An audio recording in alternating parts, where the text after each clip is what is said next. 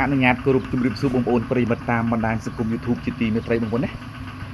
ហើយនៅខ្ញុំបានសូមថតវីដេអូទាក់ទងទៅនឹងការលក់ក្របីចំនួន2ក្បាលបងប្អូនគឺជាប្រភេទក្របីមេកូនបងប្អូនណាគឺជាប្រភេទក្របីមេកូនហើយមេនេះ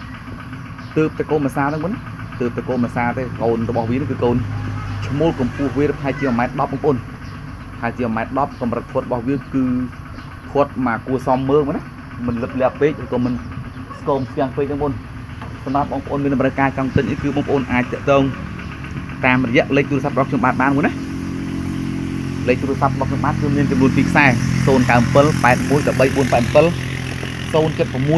210 3579បងប្អូនហើយសម្រាប់តម្លៃក្បីទាំងពីរនេះគឺមិនថ្លៃទេបងណាគឺមិនថ្លៃទេកម្ពស់កម្ពស់មេនេះគឺកម្ពស់កម្ពស់វាប្រហែលជា 1m25 បងប្អូនហើយជា 1m25 គាត់មកគួរសមមើលណាវាស្ទើរលឹបបន្តិចសម្រាប់វីដេអូថ្ងៃនេះគឺមានតែប៉ុណ្្នឹងទេបងប្អូនអរគុណច្រើនជម្រាបលាជួបខ្ញុំបាទនៅវីដេអូក្រោយ